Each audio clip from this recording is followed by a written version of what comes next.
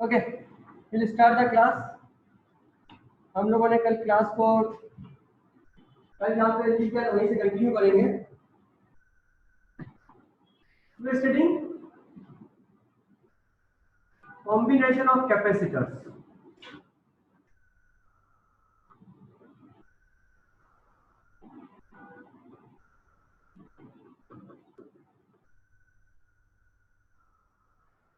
Series and parallel. Okay, और जो result अपन ने कल डिराइव किया था सीरीज के लिए क्या रिजल्ट था?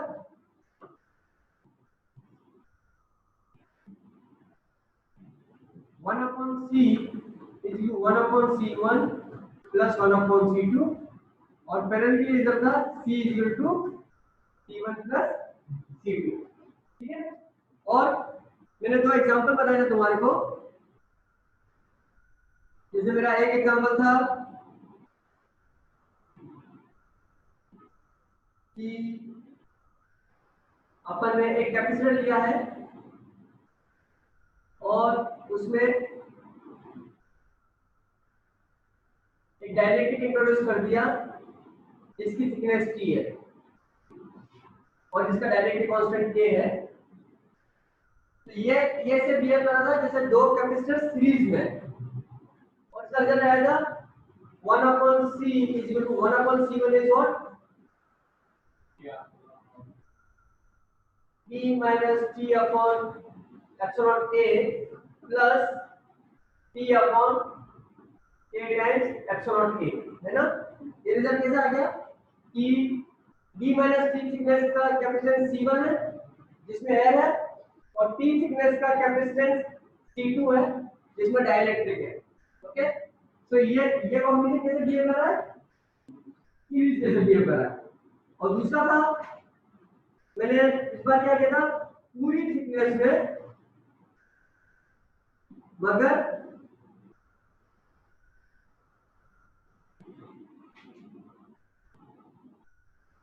आधा एरिया a/2 में अपन ने डायरेक्टली इंट्रोड्यूस कर दिया था, इसका डायरेक्ट कांस्टेंट k था।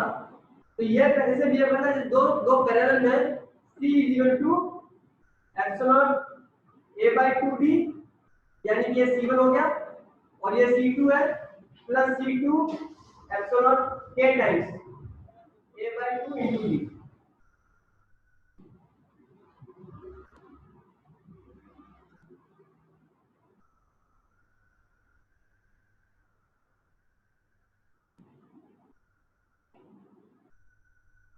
ओके, सो और मैंने बहुत अच्छे से डिराइव करके बताया था कि ये अज्यूम नहीं करते कि सीरीज में है पैरेलल में। मैंने तो इलेक्ट्रिक फील्ड कैसे वेरी करेगा एयर में, कैसे वेरी करेगा डाइलेक्ट्रिक में, इलेक्ट्रिक फील्ड बनाया और उसके बाद सवाल किया था, राइट? तो अगर डाइलेक्ट्रिक का कॉम्बिनेशन आ जाए तो हम कैसे सॉल्व करेंगे? फॉर एग्जांपल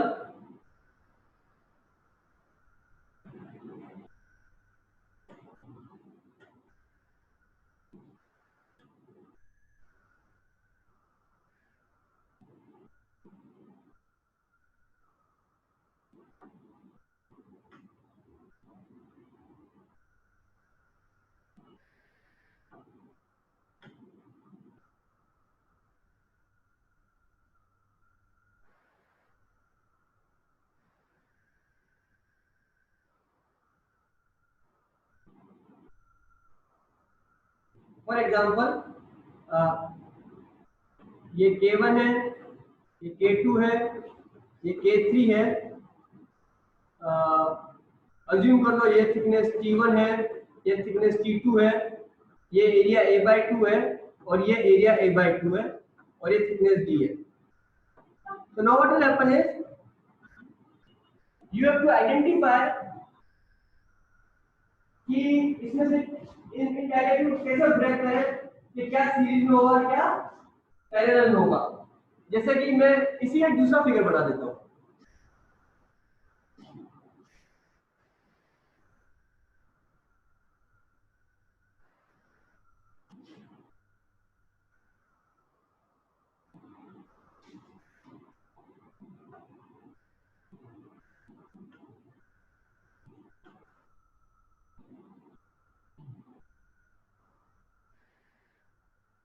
सपोज कर लो मे बी ये T1 है, ये T2 है,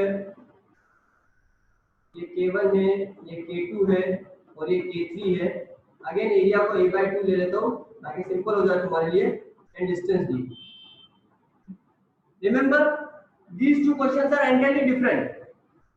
These two questions are entirely different. इसमें you have to identify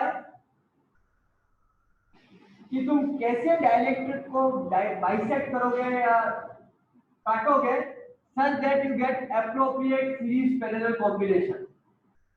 ठीक है, and it's difficult to visualize it until you apply that electric field concept मैंने तुम्हारा समझाया है, and then find out the effective capacitance. Okay, so this is homework for all of you people, and homework submit करना है। शुभम, तुमने आज दिन तक कोई होमवर्क सबमिट नहीं किया है।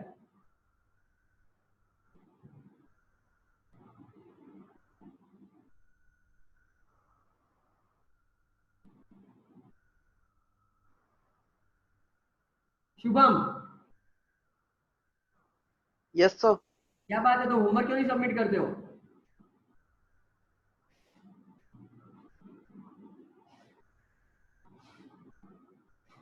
Mustafa,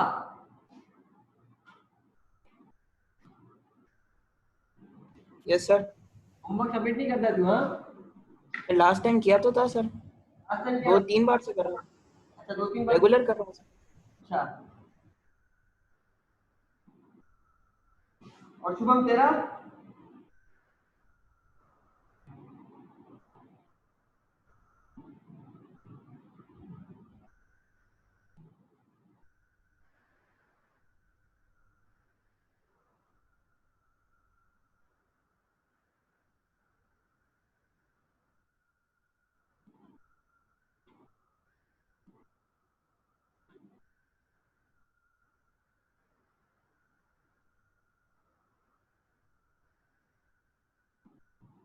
okay, so solve this problems.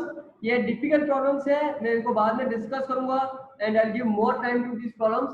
But जब तक तुम तो सॉल्व नहीं करोगे, तुम्हारे को इंसाइट नहीं आएगा कि कैसे इन प्रॉब्लम्स को सॉल्व किया जाता है। तो जो होमवर्क नहीं करता है वो तो लोगों की मर्जी नहीं करता, तो क्या बोलते हैं कि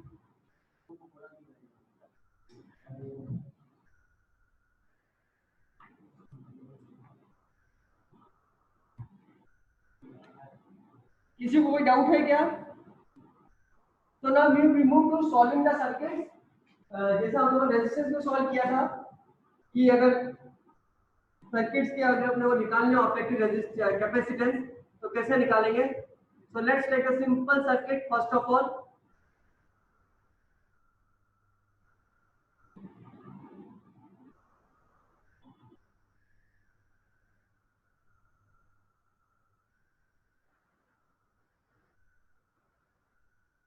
find out the effective capacitance between point A and B. सब लोग सॉल्व करो उसको।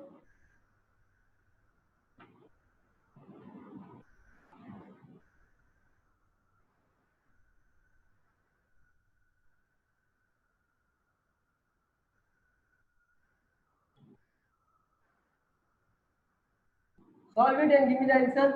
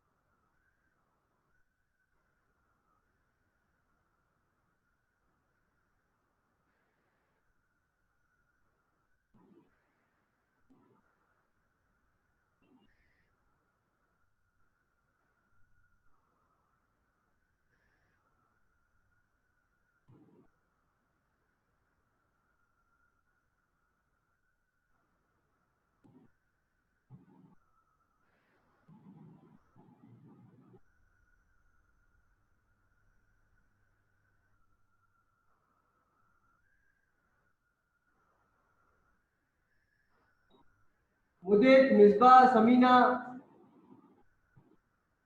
Mustafa, Shubham, time to no answer.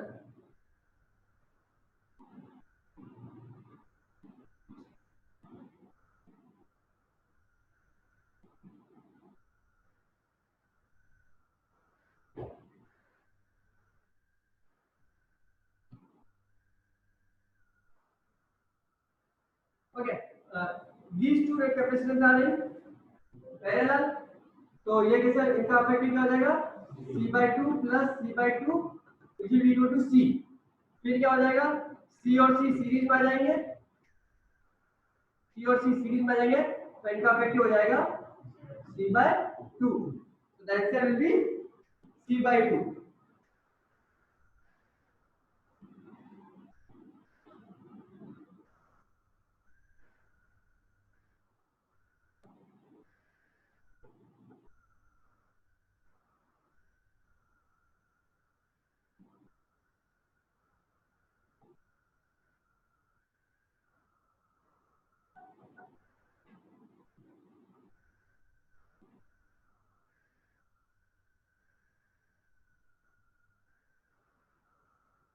ये कॉम्बिनेशन है, तीन कैपेसिटर 4 माइक्रोफैराड ईच और बैटरी का पोटेंशियल है 30 volt. Find the charge on the each capacitor, charge निकालना है।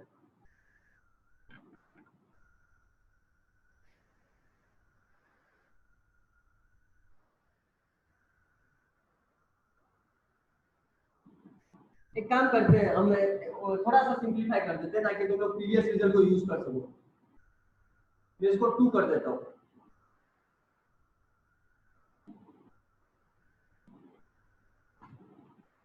Find out the charge on each capacitor.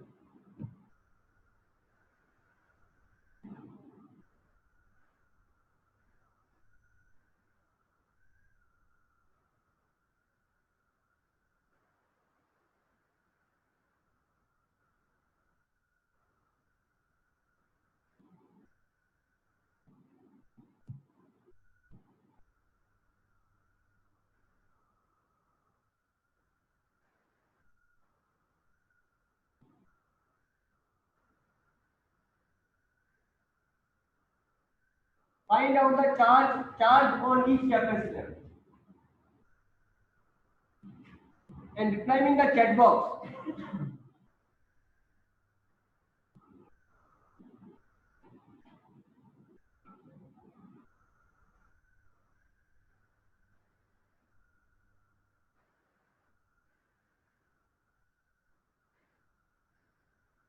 Okay, तो इसका क्या इफेक्टिव कैपेसिटेंस कितना आ जाएगा, 2 माइक्रोफैराड। तो बैटरी से कितना चार्ज शिफ्ट होगा, Q is equal to C into V, 60 microfarad.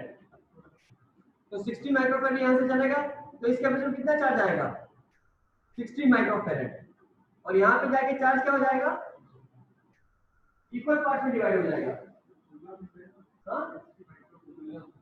हाँ हाँ हाँ 60 माइक्रोकूलम, सॉरी 60 माइक्रोकूलम चार्ज है, 60 माइक्रोकूलम। तो एक पे आधा आधा हो जाएगा, 30 माइक्रोकूलम इस पे आएगा, 30 माइक्रोकूलम इस पे आएगा।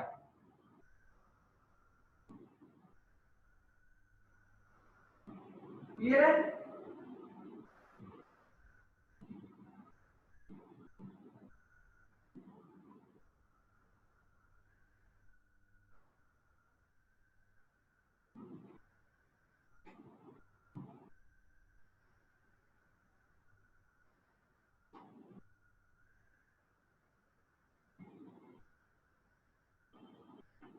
Now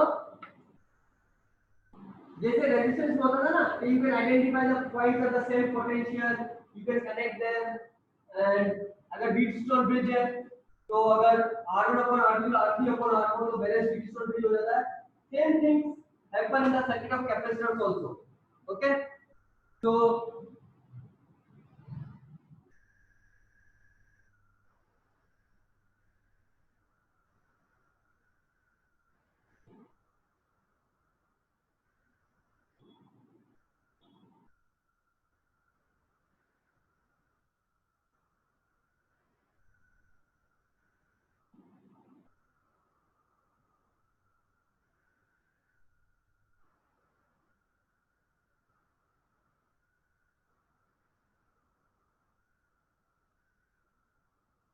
पॉइंट, ये पूरा मैंने ट्रायंगल बना दिया और सारे कैपेसिटर सी के बना दिए मैंने। पॉइंट पी एंड क्यू के बीच में तुम्हारे को अफेक्टिव कैपेसिटेंस निकालना है। पॉइंट पी एंड क्यू के बीच में तुम्हारे को अफेक्टिव कैपेसिटेंस निकालना है। तो इन अपना जो सेम कॉन्सेप्ट जैसा तुम रेजिस्टेंस की सर्किट में लगाते थे, and solve it and tell me the answer.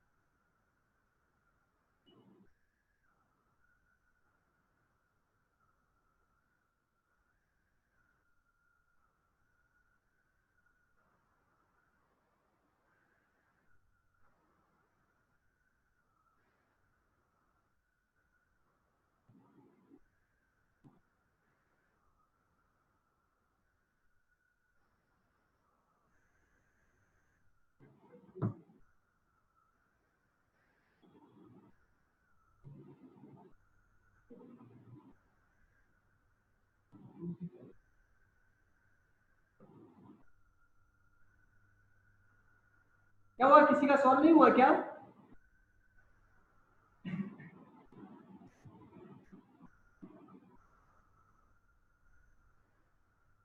जिसने आंसर देखा उसका आंसर गलत है।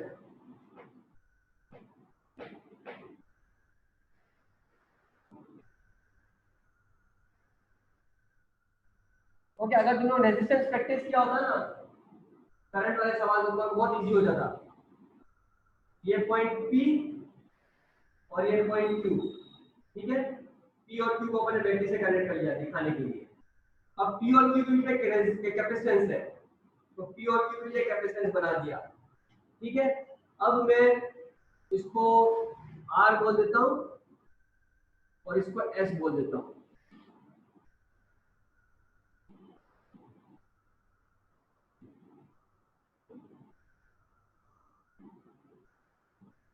पी से एक आर की तरफ जा रहा है,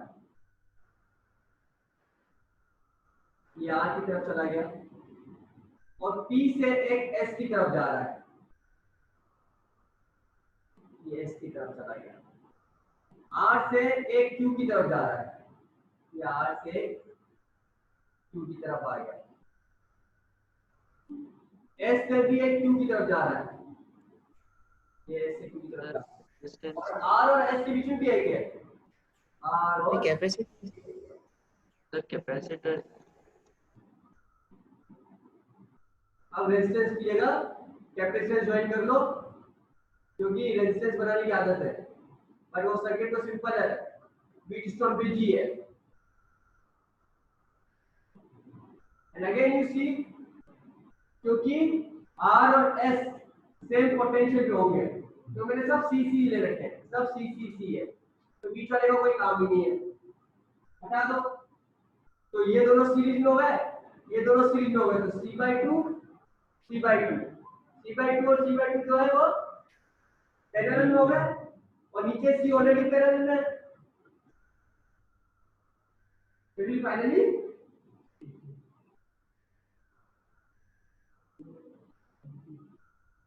सी two C, finally two C. ये ट्राइंगल अच्छे से याद कर लो, ये बैलेंस व्हीटस्टोन ब्रिज वाला ट्राइंगल है, और अगर रेजिस्टेंस इक्वल नहीं है, कैपेसिटेंस इक्वल नहीं, तो जरूरी नहीं है कि बैलेंस हो। और ये व्हीटस्टोन ब्रिज वाला है जिसमें एक व्हीटस्टोन ब्रिज बनेगा, और व्हीटस्टोन ब्रिज में खाली 5 एलिमेंट होते हैं, तो छठा एलिमेंट जो है ना, वो हमेशा व्हीटस्टोन ब्रिज के पैरेलल वाला है। वो कौन सा एलिमेंट है? उन दो पॉइंट को ज्वाइन करने वाला। ठीक है, अगर इन दोनों पॉइंट को ज्वाइन करने वाला एलिमेंट हटा दिया जाए इसको,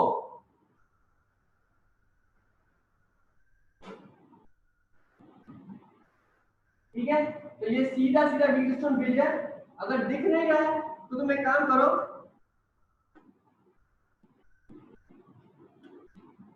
ये वाला जो ट्रायंगल है ना, इसको एनवेलप बना के बाहर की तरफ जो है ना अनफोल्ड कर दो। मतलब ये जो क्यू आर क्यू एस वाला ट्रायंगल है ना, इसको बाहर की तरफ अनफोल्ड कर दो।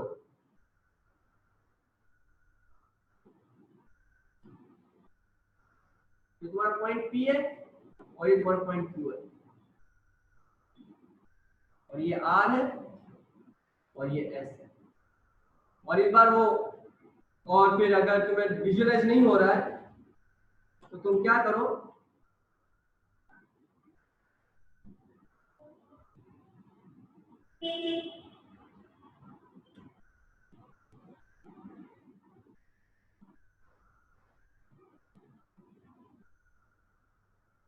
पी क्यू भी रोटेट होगा, कोई बात नहीं। ये तुम्हारा बैलेंस व्हीटस्टोन ब्रिज बन गया। बन गया? ऐसा लो, तुम्हारे को इसको ऐसे भी विजुअलाइज करना आना चाहिए कि बैलेंस व्हीटस्टोन ही है।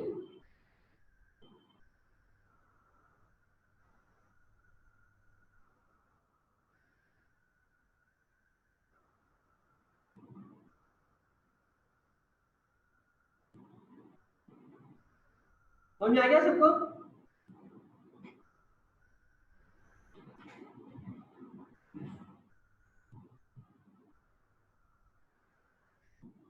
क्लियर है या कोई डाउट है?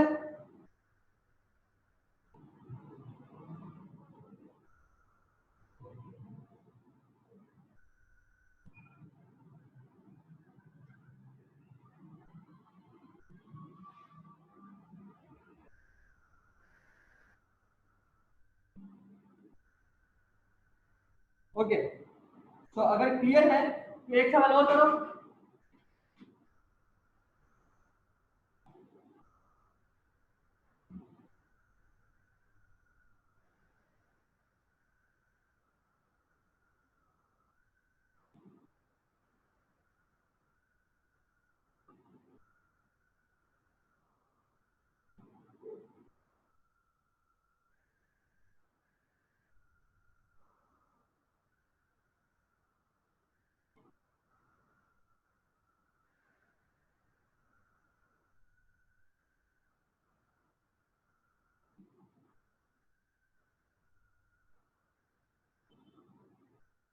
पॉइंट ए और बी के बीच में तुम्हारे को अफेक्टिव कैपेसिटेंस निकालना है। अगेन अगर तुम देखोगे तो 6 कैपेसिटर दिख रहे हैं तुम्हारे को, और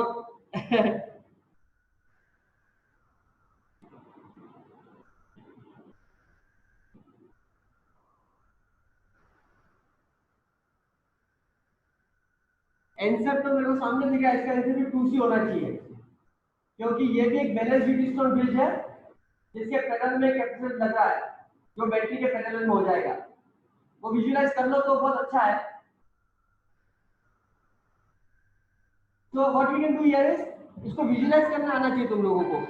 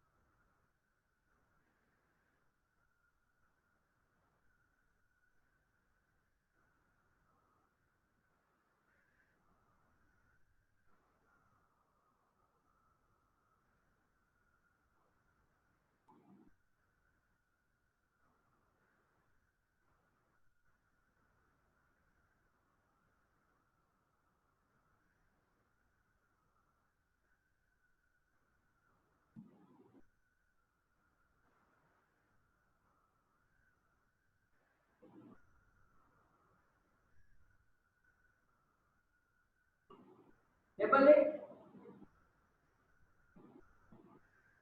P Q R S and T.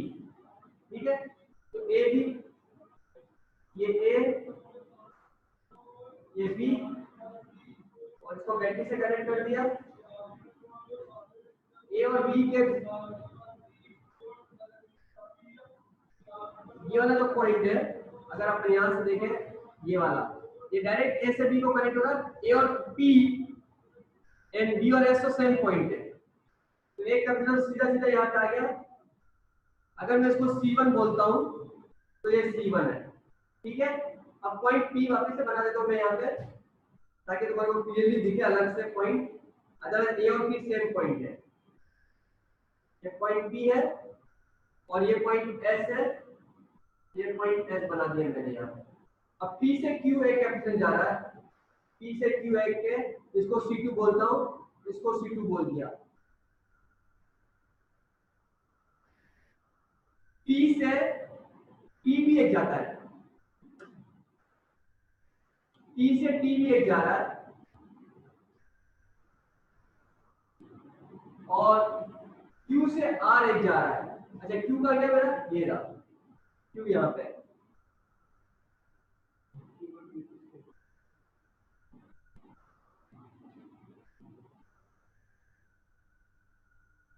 R और S भी सेम ही पॉइंट है ना, R भी एक पॉइंट। Q से दो जा रहा है, T की तरफ जा रहा है और एक R की तरफ जा रहा है, तो Q से ये R की तरफ आ गया। इसको अगर मैं C3 बोलता हूँ तो ये C3 है, और Q से एक जो T की तरफ जा रहा है, तो Q से एक T की तरफ ले आया, ये C4 बोल देते हैं। T से एक P को जा रहा है, तो T से एक P को कनेक्ट कर लिया, इसको C5 बोल दो। और T से एक S की तरफ जा रहा है, इसको C6 बोल दो, इसको C6 बोल दिया। ये मेरे C1 C2 C3 C4 C5 C6 इसलिए लिखा ताकि तुम्हें पता चले कि इस पूरी ब्रांच में कौन सा कैपेसिटर, जैसे ये वाला है जो A और B के पैरेलल चला गया यहाँ पे सीधा सीधा, है ना, बैटरी के साथ पैरेलल में आ गया, कौन सा ऐसा है जो बीच में है।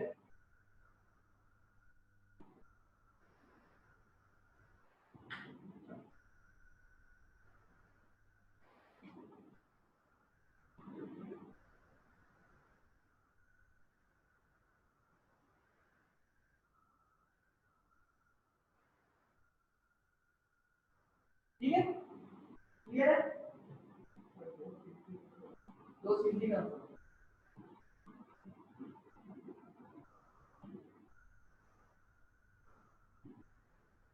ओके, तो I can clearly see C4 जो है, जो Q और T को ज्वाइन करने वाला है, जो यहाँ पे मेरे को दिख रहा है C4,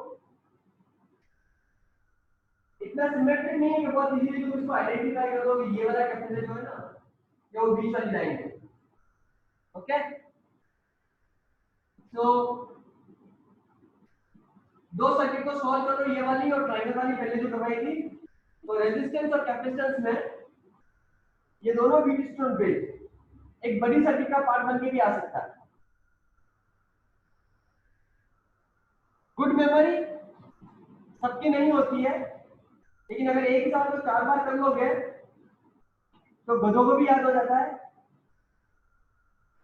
पर हम तो अच्छे हैं, हम इंटेलिजेंट हैं, तो हमारे को तो याद हो ही जाना चाहिए।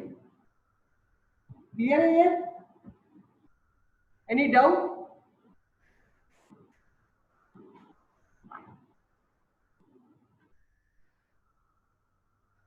The next topic is slightly different, इसीलिए नेक्स्ट टॉपिक को मैं नेक्स्ट क्लास में शुरू करूंगा। I can give you one homework, क्योंकि ऐसा ही सवाल हम लोग रेजिस्टेंस में सॉल्व कर चुके हैं, तो तुम लोग कर सकते हो।